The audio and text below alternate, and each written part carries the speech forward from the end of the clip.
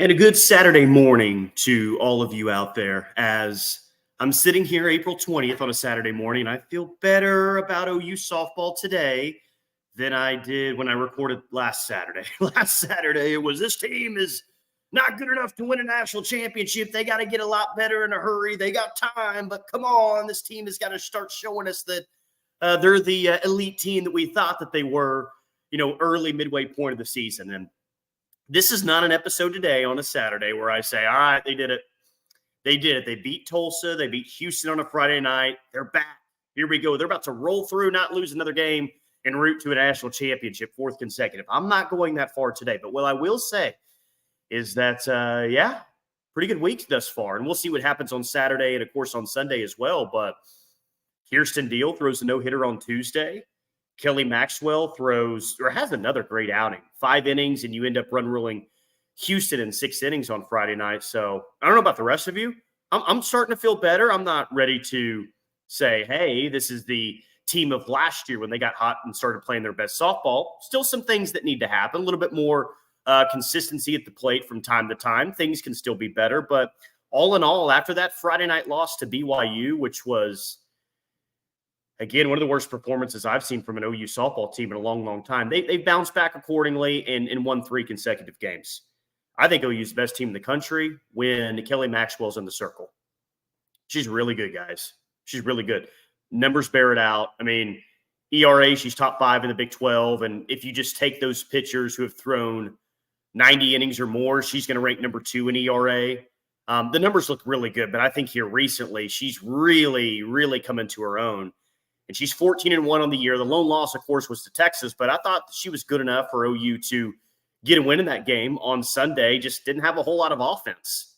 I think Kelly Maxwell's emerged as absolutely one of the best pitchers in the Big 12 and one of the best pitchers in all of college softball. The question now is, does OU have a legitimate 2 or a number 3 behind Kelly that can go get them a big win against a really good team? Won't know that this weekend. Might have a better idea because I do think Kirsten Deal – I haven't seen a lineup card. I mean, and this is just a guess, but I think Kirsten Deal is probably going to start a game. Like you throw a no-hitter. I know it was against Tulsa on Tuesday night, but you throw a no-hitter, you have your best performance of your career. I think Patty's going to say, all right, let's see what you got. We haven't started you the past couple of weekends in Big 12 play. Let's see if you can go out and have a similar performance, have a really good performance against a Houston team that can hit a little bit. So I'm excited to see the rest of this weekend what Kirsten Deal can do, what Nicole May can do, and kind of what Patty does in the circle throughout the rest of the weekend, because past 2 weekends, BYU and Texas, you've had Kelly Maxwell throw game 1, and then Kelly Maxwell comes back and throws game 3. She's your best pitcher. She's your ace right now. I don't really think there's much question about it. And whoever they play in the postseason, whatever situation this team's in, Kelly Maxwell's in the circle. I got confidence that OU is going to win the game. I do. I think she's that good right now. I think she's just in that command of all of her pitches right now. You're just seeing and feeling a lot of confidence from her. You may have some complaints about this team or concerns about this team, but Kelly Maxwell's not one of them. Kelly Maxwell is maybe the strength of this team right now, the way that she's performing consistently. You just know game in and game out that she's just going to give you at least 5 really solid innings.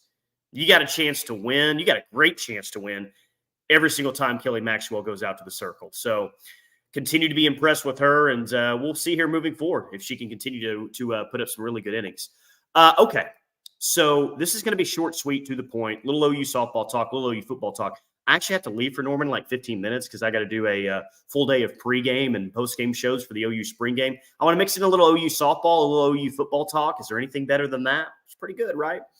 So offensively, I love that Alina Torres hit a moonshot, a 3-run moonshot to left field last night. That's good. Kind of get her back in the flow. Like this week, Sid Sanders hits a grand slam. Alina Torres hits a big shot. And we saw both of those 2 players at the beginning of the year, middle part of the year, I guess, really kind of break out and start playing their best softball at OU. And maybe this is a week where they kind of trend back towards that. So I feel better. A ways to go. Some things still need to happen, and I'm sure Patty Gasso will tell you that. And Patty's said as much that Last week, she didn't think this team was good enough to win a national championship, but this week was at least a step in the right direction against teams that you're better than. And we'll see what happens in the next test against Oklahoma State. But consistency right now with this team, consistency, that's what I'm looking for. And so far, this week, 2 games in, I think that we've seen a decent level of consistency. I'm going to start here with the OU spring game. I'm going to act like you haven't seen or heard anything out of OU spring ball. All right. There's probably very few of you knowing this fan base, but just in case you're one of those, like, what are the big spring storylines for this team? I'm going to highlight some individual players. One, tight end was a question mark last year. It wasn't great. Not a lot of production at that spot.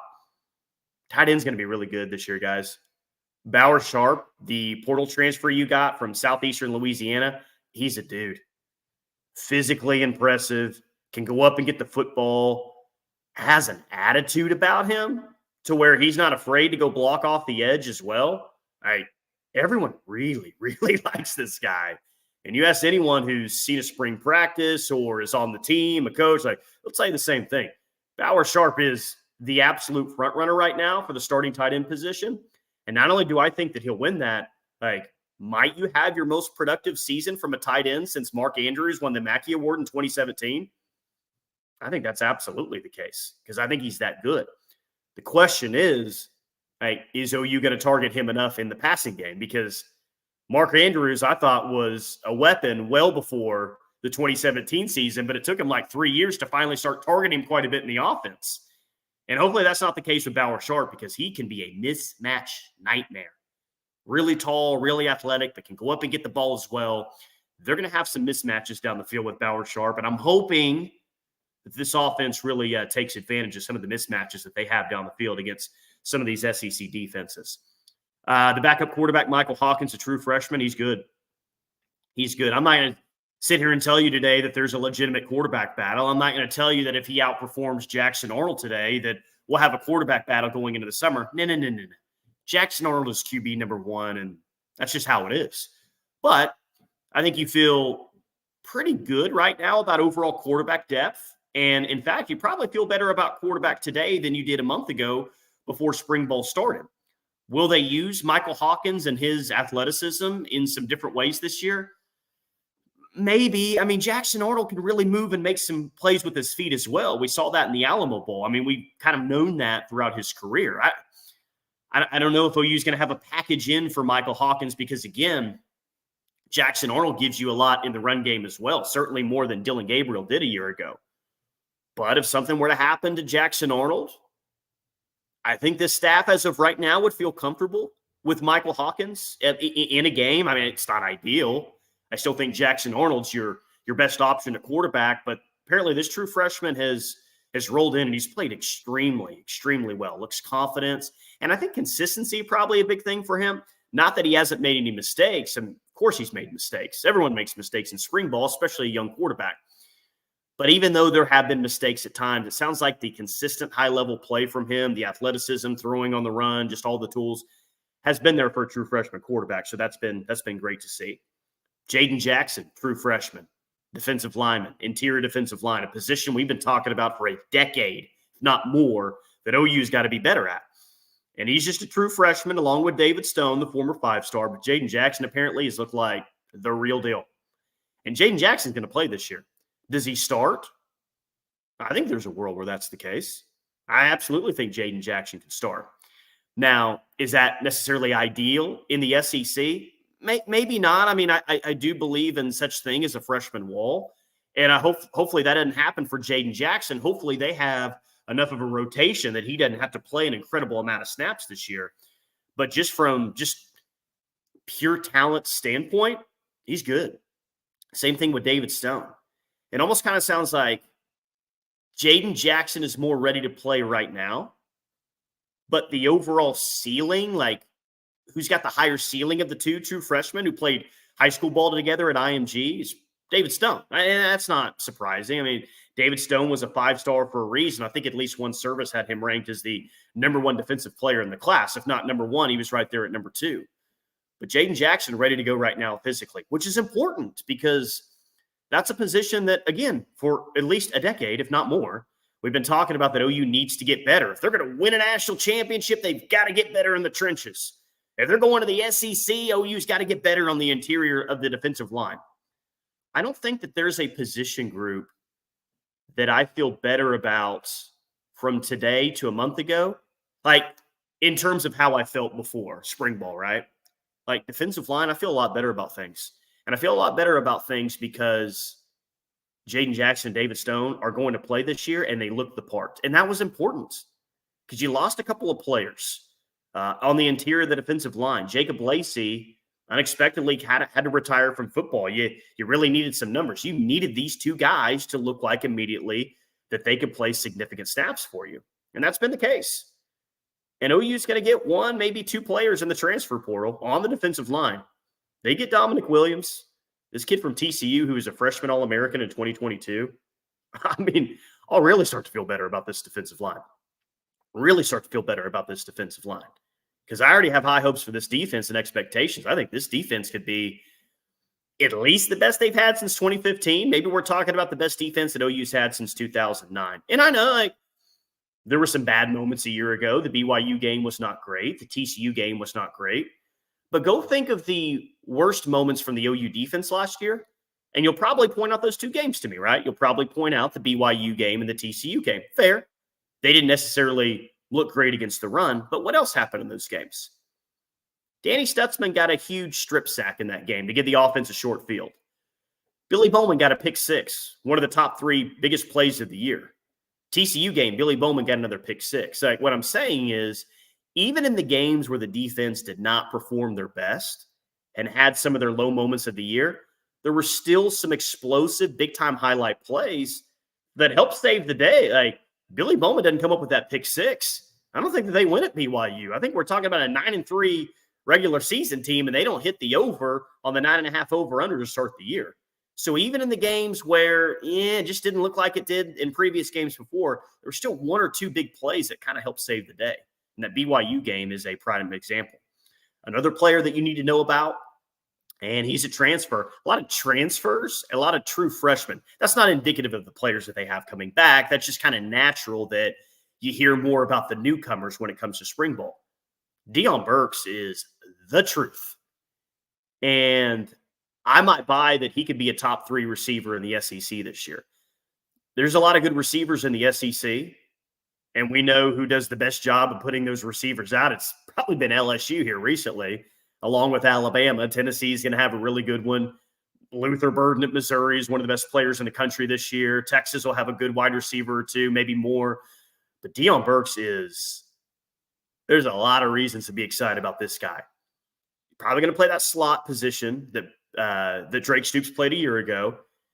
Very important. Closer to the quarterback, easier to get the ball. That's a big thing for a first-year starter at quarterback. Dude's explosive, though. Extremely fast in the open field, elusive, can break tackles, but can go down the field and make plays. He didn't have a 1,000-yard season at Purdue. But if you go back and look at his highlight reel, there's some incredible plays that are mixed in there. Like, this guy is wide receiver 1, in my opinion, and I'm not going to tell you that it's not close, but he's wide receiver 1, and he is consistently practice in, practice out, scrimmage in, scrimmaged out, look like one of the best players on the team. Like, forget wide receiver number 1. I think he might be your best player on offense this year. Like, that's what I think we're talking about here with Deion Burks and how lethal he is, how much of a big play threat that he is. And I think that he's going to be kind of the go-to guy in an offense that's going to be a big play offense this year. Because, can this offense run the ball consistently? Yet to be seen. Can this offense, consistently line up and get 4 or 5 yards whenever they need to? Yet to be seen. Run game's a huge question in my mind. But I do think with the quarterback that's got a howitzer and a wide receiver core that I think is going to be pretty good, this is going to be a big play offense once again. Like, if nothing else, big plays are going to happen with this offense. Hopefully they can control the time of possession a little bit better. And again, hopefully they're better at running the ball at the end of games than they were last year. There's a lot of question marks on that offense, but I don't question the amount of big plays they're going to hit. Just get the ball to Nick Anderson. Get the ball to Bauer Sharp. Get the ball to Deion Burks, and you're probably going to be just fine. Okay, I'd love to sit here and talk for like 30 minutes, an hour more. I could. I'm actually going to do that. KREF app if you don't have that already. But it's time to go do a little spring game, pregame, postgame shows. Enjoy the day. Enjoy the spring game. Talk to you tomorrow.